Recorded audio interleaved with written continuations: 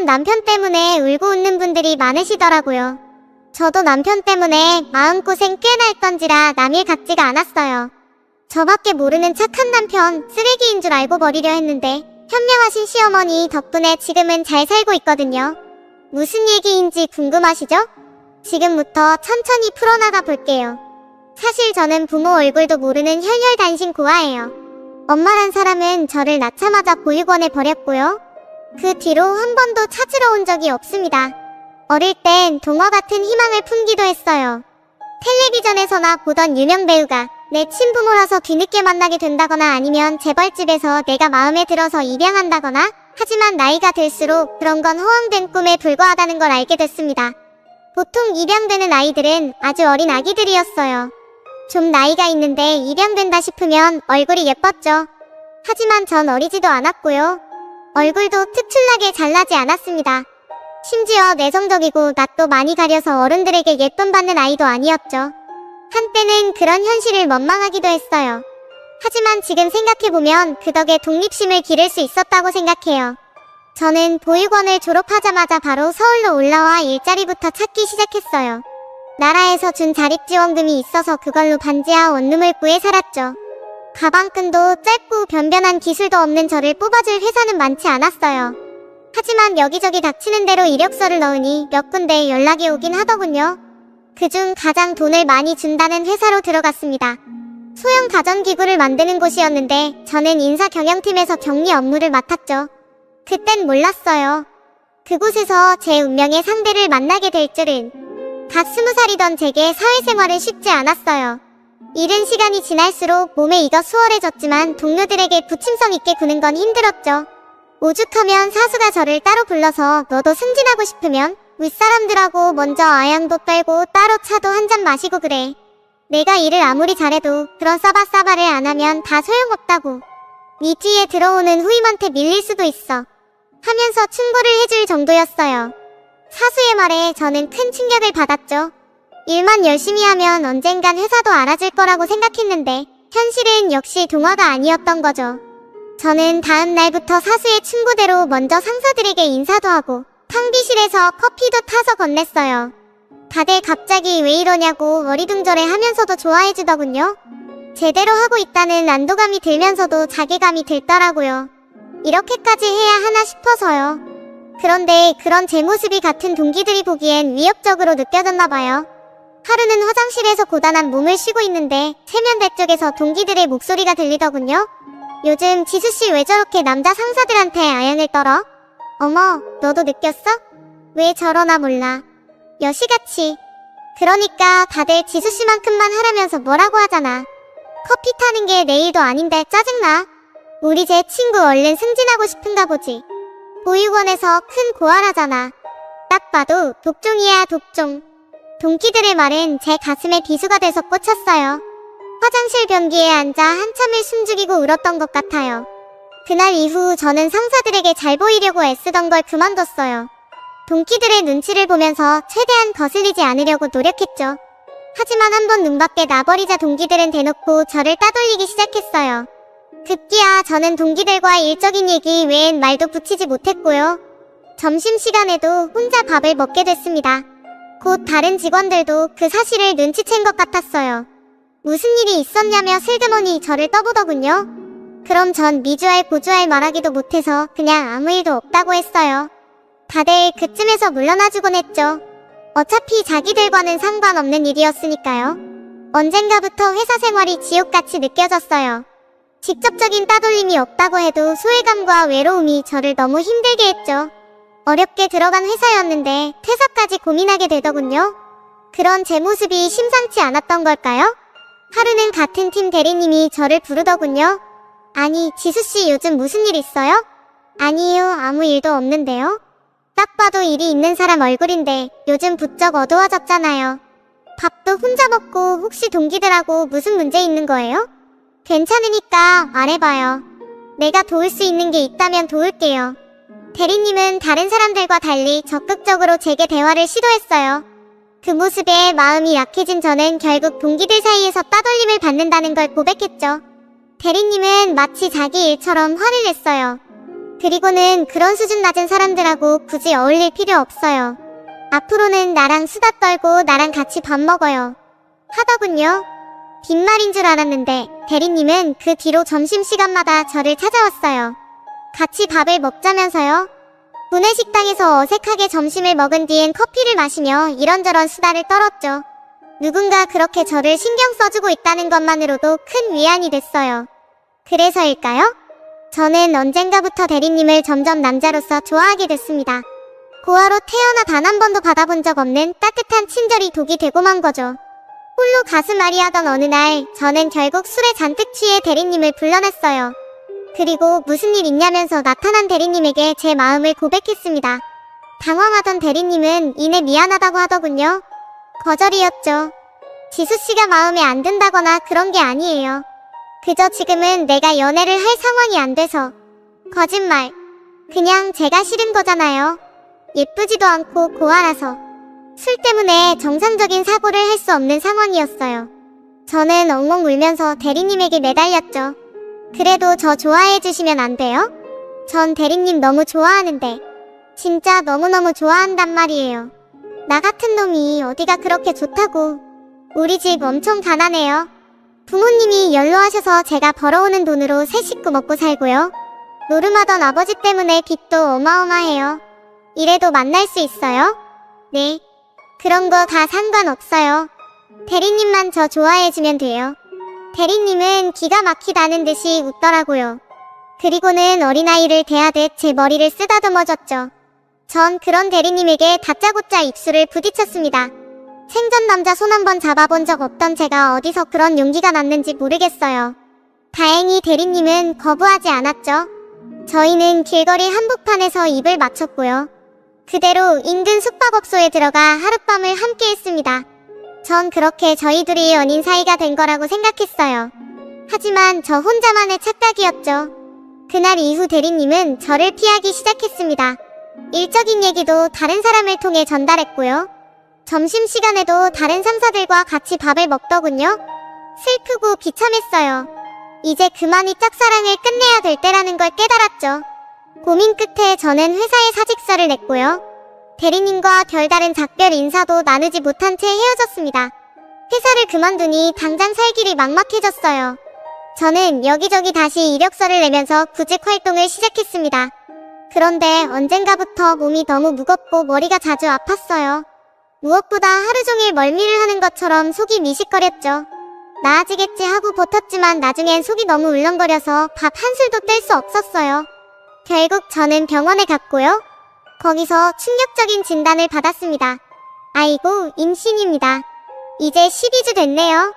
의사 선생님의 말에 얼마나 놀랐는지 몰라요. 다음엔 남편과 같이 오라는 선생님의 당부를 흘려들으며 그대로 병원 밖을 나왔습니다. 대리님의 아이였어요. 제가 하룻밤을 함께 보낸 남자는 그 사람밖에 없었으니까요. 하지만 차마 연락할 용기가 나지 않더군요. 그렇다고 애를 지울 용기는 더더군다나 없었지만요. 저는 고민 끝에 대리님에게 연락해 한 번만 만나달라고 했습니다. 거절할 줄 알았는데 알겠다고 하더군요. 몇 주 만에 다시 만난 대리님은 왠지 모르게 얼굴이 상해 있었어요. 회사 일이 많이 힘든가 보다 싶어서 마음이 쓰였죠. 맞아요. 저는 그때까지도 대리님에 대한 마음을 접지 못하고 있었죠. 무슨 일로 보자고 한 거예요? 그게 실은. 그러니까 차마 말이 떨어지지 않더군요. 대리님의 반응이 너무 무서웠어요. 보나마나 화를 내면서 애를 지우라고 할 텐데 과연 내가 애를 지울 수 있을까? 자신이 없었죠. 그렇다고 그 애를 낳아서 홀로 키울 자신도 없었어요. 결국 얼굴도 모르는 내 어머니처럼 아이를 보육원에 보내게 되는 걸까? 팔자는 어쩔 수가 없구나 하는 생각에 눈물만 나더군요. 제가 말없이 계속 눈물만 흘리자 대리님이 제게 냅킨을 권해줬어요. 그리고 무슨 말을 하려는 건지 모르겠는데 괜찮으니까 천천히 얘기해요 하더군요. 대리님의 그 한결같은 자상함에 용기가 생겼어요. 저는 간신히 목소리를 쥐었자네. 저 임신했어요. 대리님이랑 제 아기예요 하고 말했습니다. 대리님은 한동안 아무 말도 하지 않았어요. 그 긴 침묵이 제 감춰져 있던 모성 본능을 일깨웠습니다. 제 아빠한테도 환영받지 못하는 아기가 너무 가여웠어요. 어떻게든 지켜야겠다는 생각이 들더군요. 지우라는 말은 하지 마세요. 제가 키울 거니까. 그냥 알고만 있으라고 말씀드린 거예요. 그럼 안녕히 계세요. 전 그대로 자리에서 일어났어요. 그런데 그 순간 대리님이 제 팔을 붙잡았습니다. 혼자서 애를 어떻게 키운다고 그래요? 결혼해야죠. 결혼합시다. 대리님의 생각지도 못한 프로포즈에 전벙 찌고 말았어요. 얼마나 놀랐는지 다리에 힘이 풀려 그 자리에 주저앉고 말았죠. 결혼이라니. 지금 본인이 무슨 말을 하고 있는지는 알아요? 당연하죠. 네. 아니, 우리 애라면서요. 그럼 우리가 같이 책임져야죠. 지금 책임감 때문에 나랑 결혼하겠다는 거예요? 아니요. 지수씨 그렇게 나가고 나서 계속 마음에 걸렸어요. 그렇게 바보같이 지수씨 놓친 게 너무 후회됐다고요. 근데 먼저 이렇게 또 용기 내줘서 고마워요. 대리님은 제 쪽으로 다가와 저를 끌어안았어요. 그 따뜻한 체온이 마치 꿈만 같았죠. 지금 하는 말 거짓말 아니죠? 진짜인 거죠? 그럼요. 제가 뭐하러 거짓말을 해요? 저는 대리님의 품속에서 아이처럼 엉엉 울음을 터뜨렸어요. 뱃속의 아이도 아빠를 만났다는 기쁨 때문인지 함께 우는 것 같았죠. 그 뒤 저는 바로 대리님과 간소하게 식을 올리고 혼인신고까지 했어요. 둘 다 모아둔 돈이 별로 없었기 때문에 시부모님과 함께 살기로 했죠. 남편이 쓰던 방에 침대만 하나 새로 들여 신방을 꾸몄는데 그것만으로도 행복하더군요. 우려와 달리 시가에선 저를 좋아해 주셨어요. 특히 시어머니가 드디어 내가 손주를 보는구나. 이 녀석이 여자 보기를 돌같이 해서 평생 할머니는 못 될 줄 알았어. 하면서 뱃속의 손주를 환영해 주셨죠. 다정한 남편과 시어머니 그리고 뱃속의 아기까지 이제야 진정한 내 가족이 생긴 것 같았어요. 전에 없던 안정감이 따뜻한 물처럼 저를 감쌌습니다. 하지만 결혼 생활이 마냥 핑크빛이었던 건 아니에요. 남편이 말한 것처럼 집안 형편이 넉넉하지 않은 게 가장 큰 문제였죠. 시아버지가 노름으로 짐 빚은 나날이 이자를 불려가고 있었어요. 거기다 설상가상 시아버지는 또 노름을 한답시고 대부업체에 1,000만 원을 빌렸습니다. 신용불량자라서 대부에 손을 댄 모양인데 이자가 시중은행과는 차원이 달랐어요. 거기다 이자 납입이 하루만 늦어도 미친듯이 전화가 왔습니다. 급기야 나중엔 남편 직장까지 찾아가겠다며 협박을 하더군요. 이대로는 안 되겠다 싶었어요. 제가 뭐라도 해야 했죠. 때마침 동네 분식집에서 주방 보조를 구하더라고요. 이거다 싶어서 바로 가게 사장님께 일하고 싶다고 했습니다. 사장님은 바로 난색을 표하더군요. 아휴 임산부가 어떻게 이래요. 됐으니까 그만 가보세요. 저 이제 입덧도 안 하고요. 몸도 완전 가벼워요. 그리고 저 음식 진짜 잘하거든요. 한 번만 믿고 맡겨주세요. 네? 거듭된 부탁에 결국 사장님은 일주일만 일해보라고 하더군요. 아니다 싶으면 바로 자를 거라고요. 전 사장님 손을 붙잡고 거듭 감사하다고 인사했습니다. 이 사실을 알게 된 시가에선 난리가 났어요. 홀몸도 아닌 애가 무슨 일을 하냐면서 반대하셨죠. 혹시라도 애가 잘못되면 어떡하냐고요. 남편 역시 크게 다르지 않은 반응이었습니다. 나 당신 고생시키려고 결혼하자고 한 거 아니야. 당장 가서 일 못하겠다고 해. 그럼 당장 아버님이 이번에 대부업체 짐 빚은 어떡하고? 그거 안 갚으면 당신 회사까지 찾아간다잖아. 그건 아버지 도로 알아서 하라고 할 거야. 당신은 신경 쓰지 마. 아버님이 그 빚 해결할 수 없다는 거 당신도 알잖아. 시아버지와 함께 지낸 지 얼마 되지 않았지만 전 이미 그분에 대해 대충 파악하고 있었어요. 시아버지는 목에 칼이 들어와도 어디 가서 성실하게 일을 해 돈을 벌 수 있는 분은 아니었죠. 늘 술과 도박에 미쳐 있었으니까요. 그래서 옛날엔 시어머니가 식당 일로 생계를 꾸려나갔고 그 뒤로는 남편이 바통 터치를 한 거였어요. 제 지적에 남편은 아무 말도 하지 못했죠. 전 그런 남편을 가만히 끌어안아줬습니다. 괜찮아. 이래보고 무리다 싶으면 바로 그만둘게. 미안해 여보. 정말 미안해. 제게 미안하다는 말밖에 할 수 없는 남편이 참 안쓰러웠습니다. 그 뒤로 저는 분식집에서 열심히 일했어요. 다행히 입덧은 오지 않았고요. 몸이 좀 무겁긴 했지만 견딜만 했어요. 사장님은 아이 뱃속의 아기가 벌써부터 효자 노릇을 톡톡히 하네. 엄마 힘들지 말라고 얌전히 있나봐. 하더군요. 아기한테 참 고마우면서도 미안했답니다. 세상에 태어나기도 전에 고생시키는 것 같아서 말이죠. 그래도 제가 번 돈으로 조금씩이지만 빚을 갚아 나갈 수 있었어요. 이렇게 한 10년만 고생하면 모든 빚을 청산할 수 있을 것 같았죠. 하지만 그게 뱃속의 아가한테는 너무 큰 부담이었을까요? 가게에서 하루 종일 김밥을 싸다 퇴근한 날이었어요. 소풍 시즌이라서 그쯤엔 매일같이 서서 김밥만 말았죠. 남은 김밥을 싸들고 집으로 가는데 갑자기 배가 너무 아프더라고요. 도저히 걸을 수가 없어서 주저앉았는데 뜨끈한 무언가가 쏟아지는 느낌이 들더군요. 전 지나가는 행인을 붙잡고 임산부라고 110부를 불러달라고 했어요. 그리고 그대로 정신을 잃었습니다. 다시 눈을 떴을 때 아기는 하늘나라로 떠난 뒤였어요. 병원에선 유산의 원인을 알 수 없다고 하더군요. 이게 원래 임신 초기에는 자주 이런 일이 생겨요. 산모님 탓 아니니까 절대 자책하지 마세요. 의사 선생님의 말은 제게 별다른 위로가 되지 못했어요. 모든 게 다 저 때문인 것만 같았죠. 돈 더 준다는 말에 괜히 추가 근무를 해서 괜히 분식집에서 일한다고 해서 괜히 남편을 만나 애를 가져서 자책의 끝엔 결국 남편을 괜히 만났다는 후회 만남도군요. 남편을 원망한 건 아니었어요. 그저 남편에게 돌이킬 수 없는 상처를 준 것 같아 미안할 따름이었죠. 그건 남편 역시 마찬가지였던가 봐요. 퇴원해 집에 돌아온 날 남편은 제 앞에 무릎을 꿇었습니다. 미안해 여보. 남들은 임신하면 집에서 꼼짝도 안 하고 후강한다는데 당신은 못난 남편 만나서 임신하고도 죽어라 이러고 결국 아이까지. 내가 죽일 놈이야. 그게 왜 당신 탓이야. 내가 멍청했지. 엄마라는 게 아기가 힘들다고 신호 보내는 것도 모르고 그저 일만 했으니 내가 너무 한심해. 죽고 싶어. 그런 말 하지마. 당신 없으면 나도 죽어. 남편이 화들짝 놀라며 저를 끌어안았어요. 아기는 좋은 곳에 갔을 거야. 그러니까 잊자. 이제 당신 몸 추스르는 것만 생각하라고. 남편의 다정한 위로 덕분에 저는 조금씩 몸을 회복할 수 있었어요. 시어머니 역시 제 옆에서 저를 위로하며 수발을 들어주셨죠. 아가, 이 죽 좀 먹어봐라. 너 좋아하는 닭고기 넣고 끓였다. 이런 거 안 해주셔도 돼요, 어머님. 저 괜찮아요. 괜찮긴 뭐가 괜찮아. 얼굴이 반쪽인데. 애는 또 가지면 되니까 일단 내 몸만 생각해라. 알았지? 이거 좀 식기 전에 먹어봐라. 시어머니는 마치 딸을 보살피듯 정성껏 저를 챙겨주셨어요. 평생 고아로 자란 저는 엄마가 있다면 이런 기분일까? 싶어서 눈물이 났죠. 아니, 새아가. 왜 우니? 응? 죽이 입에 안 맞아? 아니요. 그냥 얼굴도 모르는 엄마 생각이 나서. 아이고, 가여운 것. 우리 한 식구 아니냐? 시엄마도 엄마는 엄마지. 뭐든 먹고 싶은 거 있으면 다 말해라.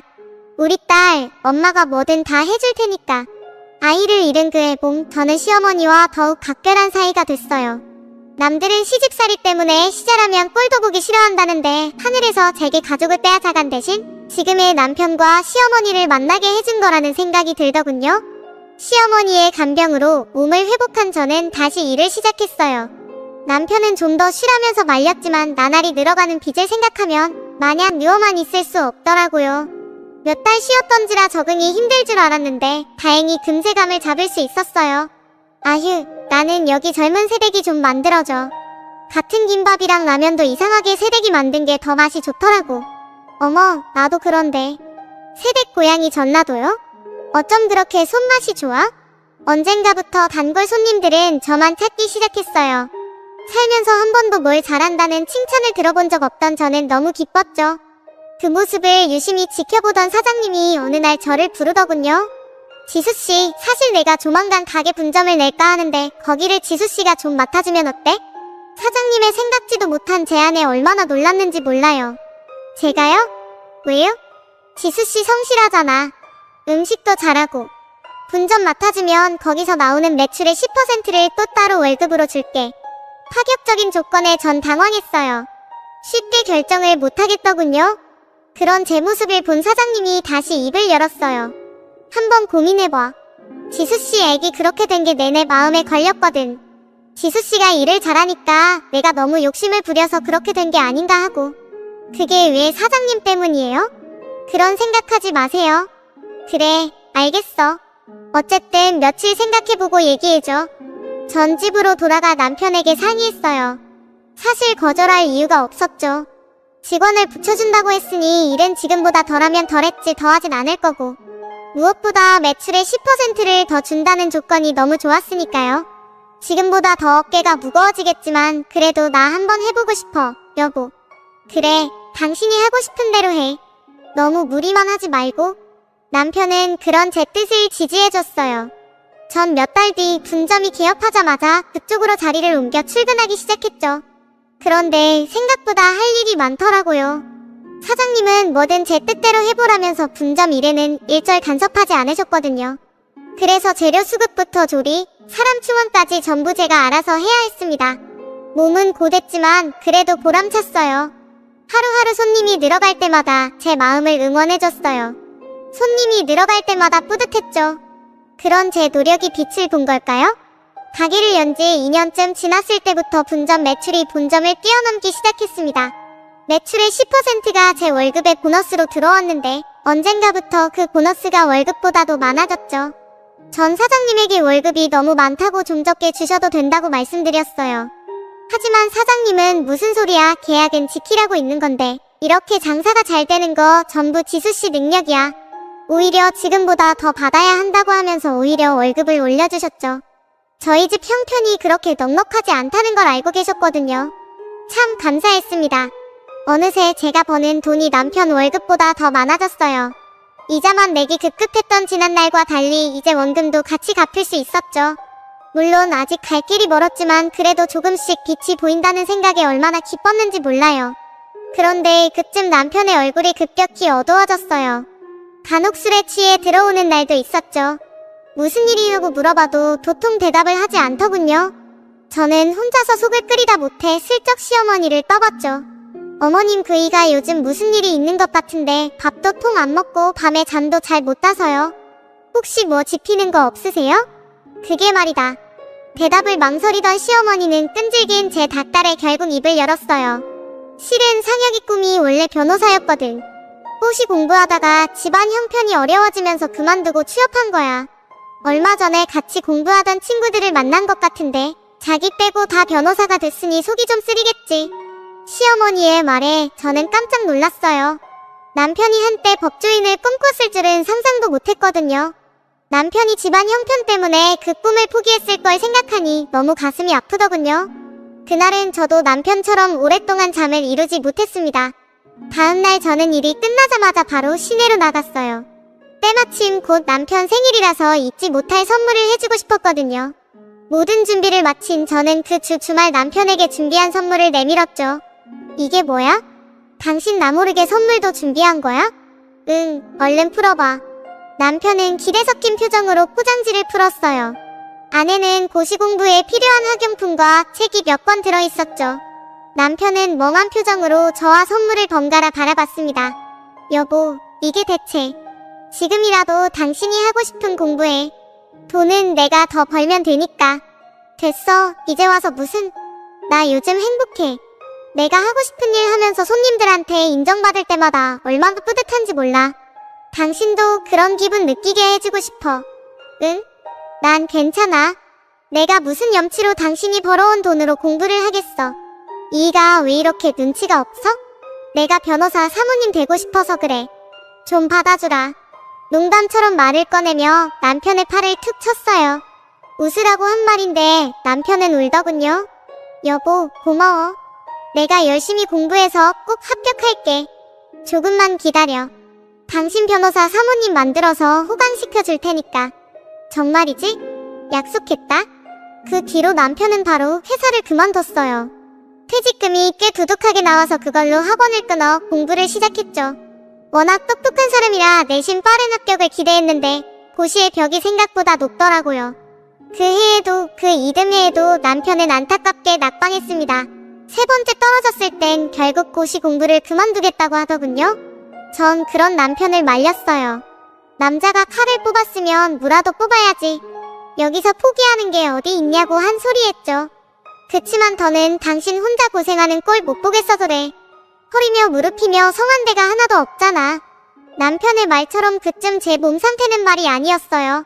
20대 꽃다운 시절을 전부 식당 일에 바쳐서 그런지 성한 부분이 한 군데도 없었죠. 그래도 그 덕에 빚은 많이 줄어 있었어요. 조금만 더 고생하면 완전히 청산할 수 있을 것 같았죠. 당신이 진짜 이젠 포기하고 싶은 거면 나도 받아들일게. 근데 집안 사정 때문에 내가 고생하는 것 때문에 그런 거면 그러지 마. 응? 빚도 이제 조금 있으면 다 갚을 수 있어. 그럼 그때부턴 저축도 할 수 있을 거고. 지금까지 한 게 아깝지도 않아? 그래, 당신 말이 맞아. 제 말에 남편은 다시 의지를 다잡았어요. 그리고 이듬해 마침내 합격해서 변호사 배지를 달게 됐죠. 좋은 일은 연달아 온다고 그쯤 시아버지의 개인 회생 신청도 받아들여져 빚도 완전히 다 청산할 수 있었습니다. 고생 끝, 행복 시작이구나. 남편의 합격 소식을 전해들은 날 저는 시어머니를 붙잡고 엉엉 울었습니다. 남편은 바로 지인이 일한다는 로펌에 취직해 일을 시작했어요. 변호사라는 게 바쁘긴 참 바쁘더군요. 새벽 같이 나가서 자정이 넘어 들어오니 얼굴도 제대로 못 보는 날이 부지기수였어요. 이해는 했지만 조금 서운하더군요. 그래도 말로라도 그동안 고생했다고 고맙다고 할 줄 알았는데 남편은 피곤하다면서 저와는 제대로 말도 섞지 않으려고 했어요. 불안하더라고요. 10년 가까이 함께 살았으니 이제 좋았던 신혼시절도 끝났고 제게 질린 건가 싶었죠. 부부는 어느 정도 시간이 흐르면 애만 보면서 정 때문에 산다고 하잖아요. 하지만 남편과 제 사이엔 정을 붙일 아이마저 없었으니까요. 이제 변호사도 됐겠다. 혹시 다른 여자가 생긴 건 아닐까 불길한 예감이 들었죠. 그리고 그 불길한 예감은 곧 현실이 됐습니다. 어느 날 퇴근하고 집에 들어가는 길에 남편에게 연락이 왔어요. 같이 저녁이나 한 끼 하자더군요. 저번에 남편과 하는 데이트에 얼마나 설렜는지 모릅니다. 하지만 막상 남편을 만나니 그 설레는 감정을 씻은 듯이 자취를 감췄어요. 남편의 표정이 잔뜩 굳어 있었거든요. 뭔가 할 말이 있는 눈치였죠. 아니나 다를까 밥을 먹자마자 남편은 제게 무언가를 내밀었어요. 펼쳐보니 이혼 서류였습니다. 눈앞이 캄캄해졌죠. 이게 뭐야? 지금 설마 나랑 이혼하자는 거야? 미안해. 나 여자 생겼어. 잠깐 지나가는 바람이라고 생각했는데 사랑하게 됐고 용서해달라는 말은 하지 않을게. 평생 원망해도 좋으니까 이혼해주라. 남편의 입에서 뱉어지는 잔인한 말에 도무지 정신을 차릴 수 없었어요. 그동안 씨가 빚을 갚겠다 싶고 고생했던 거, 남편 뒷바라지를 위해 더 죽어라 이랬던 거, 지난 모든 세월이 주마등처럼 머릿속을 스쳐 지나갔습니다. 고맙다는 말을 듣기는커녕 설마 이혼 소장을 받을 줄은 몰랐는데 서명란에 이미 남편 사인까지 되어 있었어요. 기가 막히더군요. 거짓말이지? 거짓말하는 거야? 이거 지금 몰래카메라야? 이렇게까지는 안 하려고 했는데 당신이 못 믿겠다니 할 수 없지. 남편은 갑자기 핸드폰을 꺼내 누군가에게 전화를 걸었어요. 곧 웬 젊은 여자가 나타나 남편 옆에 앉더군요. 10년 동안 죽어라 식당일 만한 저와는 다르게 참 곱고 예쁜 아가씨였어요. 지금 내가 만나고 있는 여자야. 나 이 여자 없이는 못 살 것 같아. 그러니까 제발 이혼해주라. 당신 지금 그걸 말이라고 해? 뒤늦게 가슴 깊숙한 곳에서 분노가 치밀어 올랐어요. 전 벌떡 일어나 남편에게 달려들었습니다. 그리고 연거푸 뺨을 때렸죠. 그런데도 남편은 별다른 반항 없이 그냥 맞기만 하더군요. 제가 상간녀에게도 달려들려고 하자 그제야 저를 막아섰습니다. 이 여자는 아무 잘못 없으니까 이러지 마. 내 앞에서 상간녀를 감싸는 꼴을 보자 눈이 뒤집히는 것 같더라고요. 이혼? 웃기지 마. 누구 좋으라고 이혼을 해? 난 절대 이혼 못하니까 그런 줄 알아. 전 그 길로 시가에 들어가 시부모님에게 남편이 바람났다는 걸 말했어요. 시부모님은 도통 믿으려 하지 않더군요. 못 믿겠으면 직접 전화해서 물어보세요. 시어머니는 남편과 통화를 끝내자마자 바로 그 자리에서 정신을 잃으셨습니다. 전 너무 놀라서 바로 시어머니를 데리고 병원으로 갔어요. 다행히 큰 이상은 없었지만 나이가 있으신 만큼 당분간 병원에서 상태를 지켜보자고 하더군요. 그 사이 남편은 짐을 챙겨 집을 나가버렸습니다. 빨리 이혼해달라는 쪽지와 이혼소장만 남긴 채로요. 그 무책임한 행동에 헛웃음이 나더군요. 현실을 외면하고 싶었던 걸까요? 남편 없는 집에 홀로 있고 싶지 않더라고요. 전 그 길로 집을 나와 가게로 갔어요. 그리고 거기서 숙식을 해결하기 시작했죠. 병원에 있는 시어머니와 혼자 된 시아버지가 걱정됐지만 남편의 혈육이라고 생각하니 더는 신경 쓰고 싶지 않더군요. 그러던 어느 날이었어요. 아침부터 때 아닌 겨울비가 추적추적 내려가게도 한산한 날이었죠. 평소보다 좀 일찍 마감하고 뒷정리를 하는데 누군가 문을 두드리더라고요. 밖으로 나가 영업이 끝났다고 얘기하려던 저는 뜻밖의 손님에 깜짝 놀라고 말았어요. 시어머니가 우산도 쓰지 않은 채로 서 있더군요. 어머님, 여기까지는 어쩐 일이세요? 병원에 계셔야 할 분이. 일단 들어보세요. 전 허둥지둥 시어머니를 안으로 모셨어요. 그리고 수건을 내어드렸죠. 남편과 끔찍한 이별을 맞이하긴 했지만 시어머니에게 별다른 억하심정은 없었어요. 오히려 그동안 못 챙겨드린 게 죄송하더군요. 그런데 시어머니의 상태가 어쩐지 좀 이상했어요. 제가 건네주는 수건을 받지도 않으시고 뭔가 할 말이 있는 사람처럼 머뭇거리더군요. 무슨 일 있으세요, 어머님? 결국 제가 먼저 퇴근하자 시어머니는 마침내 입을 열었습니다. 상혁이 말이다. 그 길로 이혼 소정만 남긴 채 집을 나가버렸다며. 바깥 양반한테 얘기 다 들었다. 달갑지 않은 얘기에 전 침묵을 지켰어요. 그저 형식적으로 내놓은 커피만 연거푸 들이켰죠. 그러나 이어진 시어머니의 의미심장한 말에 그만 커피잔을 놓칠 뻔했습니다. 다른 여자가 생겼다는 거 그거 다 새빨간 거짓말이다. 너랑 상혁이를 위해서 모든 진실을 덮으려고 했지만 이 못난 애미는 더는 그럴 수가 없구나. 다 새빨간 거짓말이라니 그게 대체 무슨 말씀이세요? 그이가 바람을 피운 게 아니라는 건가요? 그래, 넌 걔랑 10년 넘게 삶아떼면서 살았으면서 모르겠니? 상혁이가 어디 그럴 애야? 아들이라고 편드시는 거라면 그만하세요, 어머님. 상혁씨가 직접 본인 이모로 얘기했다고요. 바람 피우고 있었다고. 이제 다른 여자 사랑하니까 이혼해달라고. 그 지긋지긋한 빚을 다 청산해준 게 누군데, 자기 뒷발에 하지해준 게 누군데 어떻게 제게 그럴 수가 있어요? 자기는 이미 사인까지 한 이혼소장 내밀면서 어떻게 이혼하자는 말을 심지어 저한테 그 여자를 소개해주기까지 했어요. 그때 제 심정을 어머님이 아세요? 어느새 전 다시 그날로 돌아가 있었어요. 남편이 준 끔찍한 고통을 되새기며 울고 있는데 시어머니가 제 앞으로 핸드폰을 내밀더군요. 그 바람났다는 여자가 혹시 이 여자야냐? 시어머니의 핸드폰 속에는 익숙한 얼굴에 여자가 웃고 있었죠. 딱 한 번 봤을 뿐이지만 단박에 알 수 있었죠.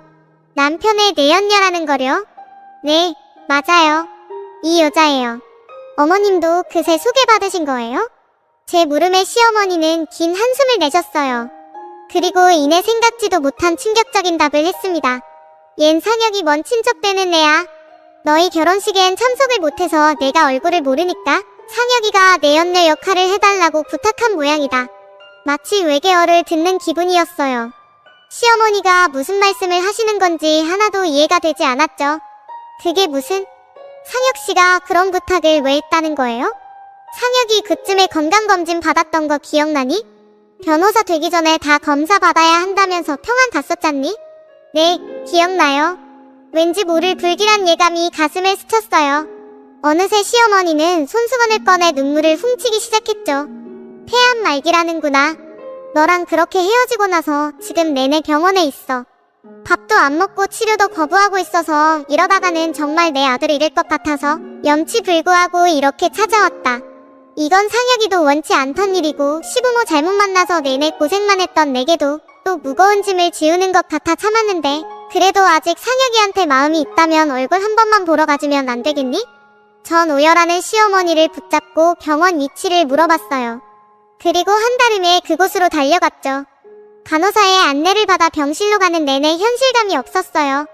그렇게 건강했던 남편이 폐암이라니 도무지 믿을 수가 없었죠. 시어머니가 남편의 허물을 덮어주기 위해 허무맹랑한 거짓말을 한 게 아닐까 싶을 정도였습니다. 그러나 병실 침대에 누워있는 남편의 얼굴을 본 순간 시어머니가 한 말이 모두 사실이란 걸 알게 됐어요. 남편은 한눈에 봐도 병세가 완연했죠. 그 건장했던 남자가 반쪽이 돼 있었습니다. 입술은 잔뜩 말라붙어 있었고 눈 밑에 다크서클은 어찌나 진하던지 저는 제가 온 것도 모른 채 멍하니 천장만 바라보고 있는 남편의 곁으로 다가갔습니다.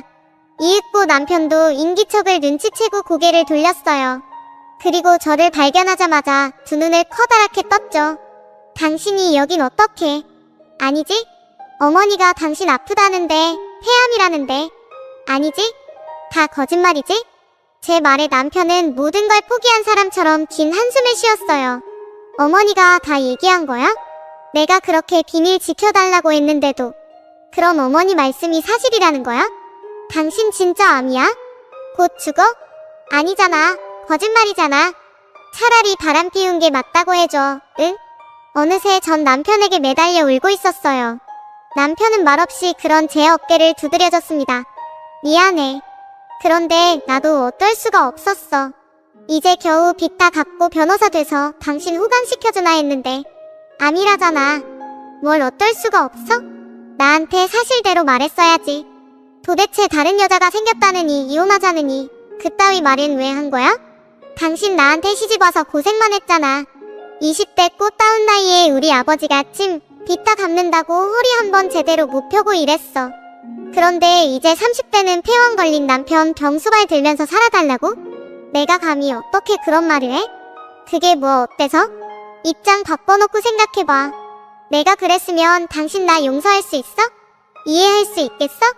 제 반문에 남편은 아무 말도 하지 못했어요. 그런 남편의 가슴을 잇는 힘껏 때렸습니다. 당신이 나한테 어떻게 그런 거짓말을 할 수가 있어? 내가 당신하고 그렇게 헤어지면 혼자 행복하게 잘 살 수 있을 거라고 생각했어? 당신이 그렇게 집 나가버린 뒤로 계속 지옥 속에서 살았어. 미안해, 여보. 다 못난 내 탓이야. 미안해. 남편은 거듭해서 제게 사과했어요. 그 창백하고 파리한 얼굴을 보고 있자니 더는 때릴 수도 없더군요. 난 이혼 못해. 아니, 안 해. 그러니까 죽어도 내 남편으로 죽어.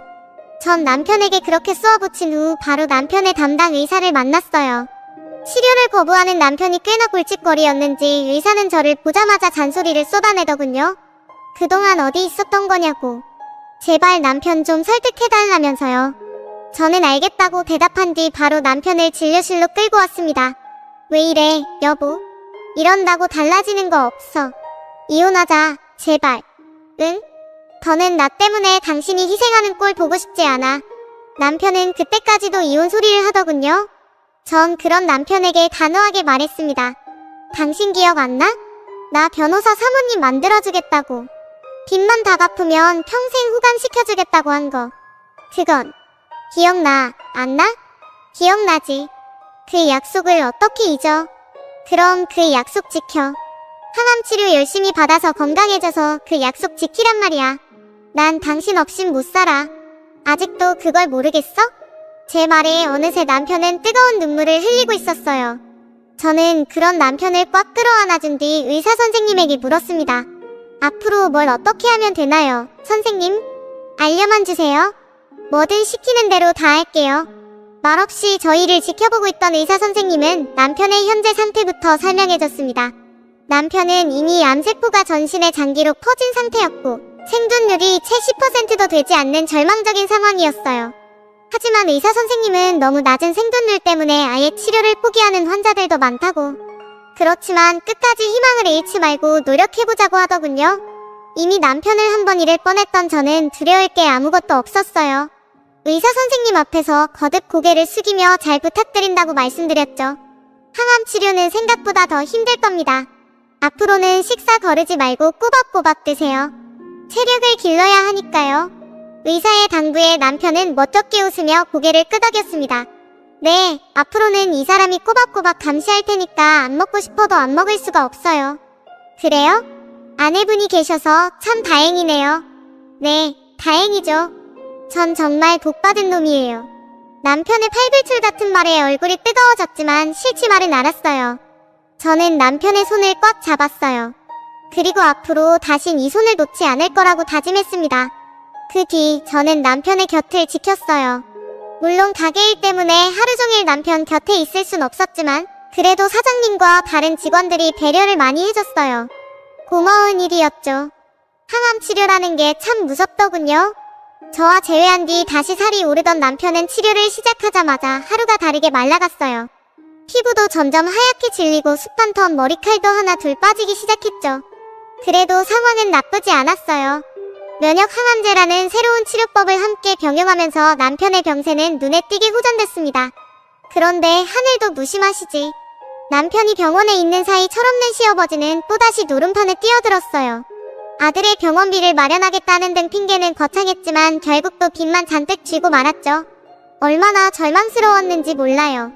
조심스럽게 도박 중독 치료를 권했지만 시아버지는 날 정신병자 취급하는 거냐며 길길이 날뛸 뿐이었습니다. 남편에게 차마 말도 못하고 혼자서 속만 끓였어요. 돈도 하필이면 대부업체에 빌려서 한 달 이자가 무시무시했죠. 안녕하세요. 저는 40대 주부입니다. 이제 막 중학교 들어가는 아들과 남편 이렇게 세 식구가 오순도순 살고 있어요. 평소 여기 올라오는 사연 잘 듣고 있는데요. 집 전세금이라도 빼야 하나 고민했는데 의외로 문제는 쉽게 해결됐습니다. 술에 취해 거리를 헤매던 시아버지가 그만 교통사고로 눈을 감고 말았거든요. 정신없이 시아버지 장례를 치르고 나니 시어머니가 말없이 제게 통장 하나를 건네주셨어요. 그 안에는 빚을 갚고도 남을 만큼 큰 돈이 들어있었죠. 어머님, 이 돈은 대체 내 시아버지 보험금이다. 그 인간이 죽어서야 이렇게 사람 놀쓰를 하는구나. 이 돈으로 빚 갚고 당분간 일도 좀 쉬엄쉬엄 하거라. 시어머니도 시아버지가 죽은 게 아무렇지도 않아 보였어요. 오히려 후련해 하시는 것 같았죠. 하긴 남편이라고 하나 있는 게 평생 도박에만 미쳐 살았으니 시어머니의 심정도 어느 정도 이해가 갔습니다. 남편 역시 크게 다르지 않은 반응이었어요. 물론 아버지의 죽음으로 충격을 받긴 했지만 또 도박으로 빚을 졌다는 걸 알게 된 뒤로는 차라리 잘 죽었다고 하더군요. 그런 남편이 왠지 모르게 안쓰러워서 한참을 안아줬더랬죠. 어쨌든 시아버지의 보험금으로 빚을 청산한 후 저는 더 열심히 일했어요. 남편의 병원비는 대부분 들어둔 보험으로 해결할 수 있었지만 그래도 식구들의 생활비와 자잘한 치료비가 필요했으니까요. 다행히 제가 운영하던 가게는 그 후로도 매출이 꾸준히 증가했고요. 사장님은 전부 제 덕이라면서 매출의 상당 부분을 제게 주셨습니다. 정말 얼마나 감사했는지 몰라요. 남편을 간병하는 한편 죽어라 일한 제 노력이 빛을 본 걸까요? 몇 년 뒤 마침내 남편은 병원 문 밖을 나설 수 있었습니다.